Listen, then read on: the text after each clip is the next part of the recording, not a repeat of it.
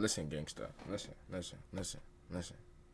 We only here to build a video for the Ghost of Wells channel. You feel me? We only here for that. Also, I also want to know who are these NBA players that got gang talks. We all know Gang Sign Wall. You feel me? We all know Gang Sign Wall. Who else? We all know DeMar DeRozan. That's all I can really think of. You feel me? Who else? Oh, Steven Jackson too, because he's in the thing. But you know, let's see what they got. For many, basketball was a way out of a dangerous and poverty-stricken environment. And before some stars made it into the league, they were faced with serious adversity they had to overcome, including ties to gang culture. The former MVP has always been known for his sensational performances day in and day out. Hold on. James Harden? I know he 4PF. You feel me? He 4PF. He ain't no gang member. He 4PF.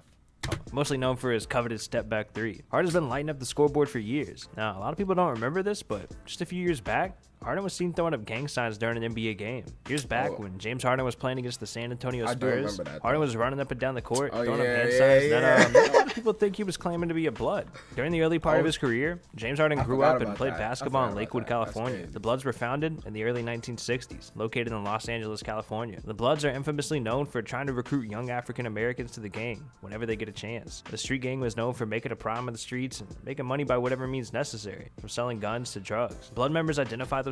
Make that motherfucking money. You know what I'm saying? Like that bread. Go get that young man to make sure he go get you that money. Come on. Duh. Language and hand signs. Now, James Harden has befriended various rappers that have ties associated with the Bloods. The most well-known would be Lil Wayne. James Harden would send out a tweet that said, "Come to the next game. We got seats for you, 5." Apparently, the most commonly used blood symbol includes the number 5, the 5-pointed star, and the 5-pointed crown. These symbols are meant to show the Bloods' affiliation with the People's Nation, a large coalition of affiliates created to protect alliance members within the federal and state prison systems. These symbols may have been seen in tattoos, jewelry, and clothing that gang members wear, as well as in gang graffiti, which is used by the Bloods to mark territory. Now, a couple of rappers would go on to criticize Harden for the gang behavior. Slim Thug and Lil Duval would give their opinion on the situation, saying he's not about that life. And as of now, James Harden isn't thought to have any serious connection to any gang, but let's hope this doesn't cause any problems in the future. DeMar DeRozan has been getting used to his new NBA team these past couple of seasons. The Spurs knew they added a franchise player. DeMar DeRozan plays with raw emotion and passion every time he's out there on the court. He's had to overcome obstacles and bad habits early in his life. Super tough, thanks to determination, hard work, discipline, talent, and of course a bit of luck. DeMar DeRozan went from the streets of California to an NBA superstar. DeMar won't ever forget where he came from. That's why at the start of his NBA career, DeRozan would throw up gang signs, showing he was affiliated with the Crips. Born and raised in Compton, California, DeRozan had to overcome one of the most dangerous neighborhoods in the entire United States. Compton was known for its roots bringing up hip-hop, but has some of the worst gangs and criminal activities ever. Basketball is what saved DeMar DeRozan. At an early age, DeMar was already an impressive young talent with his ability to attack the rim, quickly becoming one of the most desired assets in California basketball. Ranked top 5 in the nation while attending Compton High School. DeRozan grew up in a hostel. And it's crazy, too, because everybody said he was a scrub after they traded him to the Spurs, right? And they traded him to the Spurs, and then when the Bulls gave him that contract, they looked at them like they was stupid. Like, bro, DeRozan is a bucket. He's gonna get you that bucket, bro. Y'all looking at him like he butt. Like, come on, bro. He was giving LeBron James a hard time in them conference finals, bro. Let's not forget that.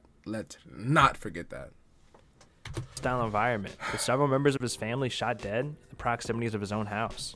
Although it was his known talent that made all the thugs in the neighborhood protect the talented athlete and his remaining family members, constantly cheering and encouraging him to get better and better. And DeMar became the ultimate pride of Compton. Back in 2010, DeMar DeRozan went to Twitter and tweeted out, "Hashtag in high school, I wore blue every day." The Crips are a gang based in the coastal regions of Southern California. They were founded in Los Angeles, California in 1969, and its members traditionally wear blue. The Crips are one of the largest and most violent associations of street gangs in the United States, with an estimated 30,000 to 35,000 members in 2008. They've been involved in murders, robberies, and drug dealing, among other crimes. The Crips would have to have strength in numbers, because just around the block was the other gang they hated, which happened to be the Bloods. The biggest obstacle DeMar had to overcome was when his best friend was shot and killed during a dice game at the age of 17. While DeRozan's managed to stay away from the life of crime, the guard has never shied away from representing his past and throwing up his fair share of signs. During an interview with ESPN, DeMar DeRozan's past was brought up, and he responded by saying, "People ask me what I would have done if it wasn't for basketball. I can never give a good story because, honestly, I don't know. I had no other options." Paul Pierce has been retired for a few years, but when looking back, he always played with crazy intensity and always strived to win. Early in his career, Pierce had some gang-related issues that cost him major fines and almost his life. Pierce was born and raised in Oakland, California. His family later moved to Inglewood, California, where he attended Inglewood High School. California was known for two of the most violent gangs. During his NBA career, Pierce would flash blood gang signs. On November 25th, 2000, Pierce was stabbed 11 times in the face, neck, and back, had a bottle smashed over his head while at the Buzz Club, a nightclub in Boston Theater District. He had to undergo lung surgery to repair the damage. Witnesses say that Pierce was attempting to separate fighters when he was stabbed. Tony Batiste, Pierce's teammate at the time, along with Batiste's brother, saved him by rushing him to a nearby hospital. Apparently, alleged gang members stabbed Paul Pierce, but after almost losing his life, Pierce would play all 82 games the following season. Paul Pierce would eventually talk about the situation, and per ESPN, he'd go on to say, "I stabbed 11 times. I felt like I was trapped in a box. I couldn't go nowhere." Yo, bro, I feel like I gotta start hanging on Paul Pierce. I know he was chasing that tour, you feel me? He was chasing that tour. He ain't Kobe, but he was chasing that tour, you feel me? We gotta start hating on him like he was great. Like he was great, bro. He was tough. He was a bucket. He was a bucket, bro. And the fact that he got stabbed 11 times, bro, and got back up, played 82 game season, bro. Come on, gang. We gotta give him some love, bro, for sure, bro. That's crazy. I battled depression for a year. The only thing that saved me was basketball. Weeks after the stabbing took place, Pierce was still getting death threats and even went on to say, "So now I'm really paranoid. I don't want to go anywhere. Police sat in front of my house for months. I was a mess. I think that's the reason I got back on the court so fast. Me sitting at home thinking about the stabbing didn't work. I went to every practice, sat on the sideline for hours because that's where I felt safe. I didn't want those practices to end because now to go back out there in this world that really scared me." Now, 8 years later, when the Celtics were making their NBA championship run, Pierce would look upset with Al Horford at the time, flashed him a gang sign. The commissioner was upset, and the NBA fined Pierce $25,000 for the gang-affiliated sign. Al Horford would talk to reporters after the game, and he'd say, "I don't know anything about the gesture. I don't know what that is." Nowadays, Paul Pierce strives to stop the gang violence while helping the inner-city youth Stop the gap. Stop the gap.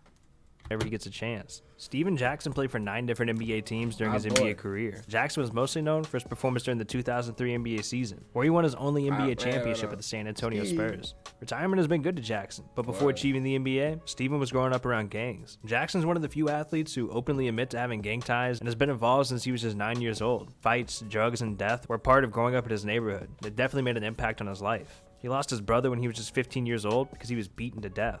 Jackson openly admits to being associated with the Bloods and wears red on a regular basis because he claims it's just a part of who he is and his upbringing. But back in 2005, Steven Jackson was playing for the Indiana Pacers, and he had an accident with some Detroit fans. Apparently, it was because of all the red that he wore. Jackson would go on to say in an interview, "I was just raised like that. All my friends, I don't trip on nobody with no blue rag, but at the same time, it's what I represent. It's what I represented since I was 9 years old. All my friends in my neighborhood, it was just inherited. I ain't banging though." Although he admits to being affiliated, I'm not gonna lie, that's gangster. That's mad gangster. He's like, "Yo, bro, I don't care about none of that. Like, this is my life. I'm gonna be in the A. I'm still gonna be banging with my homies, you feel me? But I ain't gonna be putting up with all the bullshit. You feel me? I'm not gonna be doing everything. I'm gonna be doing some things, making sure everybody's straight. Feel me? I'm gonna be doing my thing. Y'all do y'all thing. Y'all play it safe. At the end of the day, NBA, y'all got something to say to me? I don't care. That's my life. Leave me alone." That's crazy. Like, that's mad gangster, bro. That's stupid gangster, bro. He also made it very clear that he's not involved in the game. Even though Ellis never won an NBA championship, he'd win the Most Improved Player award, showing everyone why he belonged in the NBA. Ellis was always trying to bring his A game whenever he played, but towards the end of his career, fans were focused on his gameplay. They were focused on his tattoos. Monte Ellis had a bunch of ink throughout his bottom. The only problem was, some of his ink would show Ellis had gang ties. Ellis was born in Jackson, Mississippi, an area with high gang activity. The Mississippi native sports several tattoos, one of which displays the letters GD, which is believed to represent the Gangster's Disciples, a Mississippi gang. The Gangster Disciples are a criminal street gang which formed in the south side of Chicago in the late 1960s, but eventually would branch out nationwide, making its way to Mississippi. The predominant symbol of this criminal gang is a 6-pointed Star of David. Monte Ellis also has a tattoo of a 6-pointed star, a shape which is also used by the gang and is similar to the Star of David. There's a lot of speculation out there regarding the shooting guard's ink. However, he never commented on him. Javaris Crittenton is an unknown former NBA player that only lasted in the league for 3 seasons. He played a couple seasons starting with the Lakers and ended his career the next year with the Wizards. It's reported that after joining the Lakers, just like Kwame, Man, he living the same life as Kwame. Javaris decided to join the Mansfield Gangster Crips for some reason, and he's gone downhill ever since. The Javaris what? joined the Wizards in 2008, but his gangster mentality stuck with him throughout the conference switch. And Javaris was cut from the team after pulling a loaded gun on a teammate, Gilbert Arenas, in the locker room. He was arrested and handed a year probation for the incident, and never played in the NBA again. Gilbert Arenas remembered that day, and he went on to say in an interview, "The plane lands, and now Javaris says to JaVale, 'So you just gonna let me lose my money like that? You ain't gonna be real and give me a chance to get my money back?' Arenas would respond by saying, 'Javaris, I'll burn your car while you're in it, then we'll find an extinguisher to help you out.' And he says, 'Well, I'll just shoot you then.' I said, 'Man, I'll bring you the gun to shoot me.'" 2 days later, on December 21st, 2009, the locker room confrontation took place, and Arenas would actually bring 4 unloaded guns and would tell Crittenton, "Hey, come pick one." Javaris responded by pulling his own gun, one which Arenas said was loaded. Arenas pleaded guilty to a single felony count of possession of a gun without... That's mad gangster, bro. Oh my goodness. I said Steven Jackson's gangster. Nah. I take that back. I said Steven Jackson's gangster. I take that back. Nah, he's gangster. Gilbert Arenas is more gangster than Steven Jackson. Think about that. That's black phasal activity. Listen. You say you were gonna shoot me, and I bring you the gun, and they loaded. Come on, bro. Oh my God, bro. They loaded, bro. I would be like, bro. I wouldn't be scared, but like, if I was a regular person, I'd be like, you dead ass, gang. Me personally, I wouldn't let him talk to me like that. Feel me? I wouldn't let him talk to me. I'd grab, take the thing out. I was loaded. Okay. Let's see what it's about. without a license, and he was sentenced to crazy. 30 days in a halfway house and served 2 years of Mad supervised gangster, bro. probation. Mad Trouble with the law gangster. wouldn't stop there, That's because some currently, gangster, bro. Javaris is now serving a 23-year sentence in prison for shooting and killing a 22-year-old woman who's a mother of 4. His killing of the young woman was not intentional, though, and he apparently missed his intended target. What a lot of people don't know was the fact that before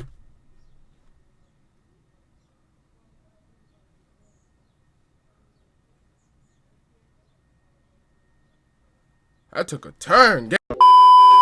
was ever drafted Even if he into the grabbed him, he would've NBA, missed him. he was arrested for robbery and battery charges. His behavior at a young age was unlike most teenagers. That mentality is what led him That into a boy gang. Zach, Randolph's mother, Mae Randolph, struggled all of her life, raising 4 children without a father figure in their life. Living on welfare, struggling to pay bills, and not being able to get the children new clothes was normal for Zach growing up. Randolph wore the same pair of jeans to school day after day, week after week. Kids called him Krusty. Embarrassed and upset, one day he walked into a Walmart, grabbed a new pair of jeans, and tried to walk out the door without paying. Randolph was caught and spent 30 days in a juvenile detention. And that was the start of a familiar pattern. Years passed and infractions piled up, but Randolph's basketball talent blossomed. Authorities placed a 15-year-old Randolph under house arrest for battery. He was placed in juvenile detention 2 years later for receiving stolen guns. In 2002, he was arrested for underage drinking, less than a year after being drafted into the NBA by Portland. And the problems trailed him there, where Randolph earned fame and obviously investment in the street gang known as Hoop Family, a gang that was based out of Portland. Hoop Family associated with the Crips, who've been investigated for murder, firearms, and narcotics distribution. At one point, they reportedly put a price on the head of former NBA player Sebastian Telfair, who was subsequently found with an assault rifle during a search of his premises. Sebastian said that he appropriated possession of the weapon as a means of protecting himself from said gang. Back in his rookie days, Melo was known Yo. This man, Zach Randolph, had a mafia in the NBA, bro. Like, yo, if I don't fuck with you, gang, it's up. Had that man terrified. Bro, he had to go get a whole Call of Duty pack, bro, to make sure he can survive in these streets. Like, bro, what, bro? Carmelo Anthony grew up in Baltimore, What? surrounded by gangs, drugs, and violence. Like most of us, he's had friends from when he was growing up. Anthony was featured in a DVD years ago called Stop Snitching, which is part of a campaign going on in Maryland at the time to convince people to stop providing information to police when it comes Stop to gang snitching. crime. At the time, Carmelo was young and dumb, and he claimed he'd had no idea he would be in a DVD. But regardless, that's not something you want to show the youth in an inner city. After the campaign took a new level and some tapes were released, we were able to see Carmelo Anthony appear in some of these videos, hanging out with some of the most famous gang members at that time. Gangs, violence, and drugs just don't have a place in professional sports. All right. After watching the video, I think we got enough players to bring it to my team and play with them. Plus, we're going to add some more. Clearly, because I was just 10 players. But, you know what I'm saying? It's going to be in the link. It's going to be in the description below. Hit the link, nigga.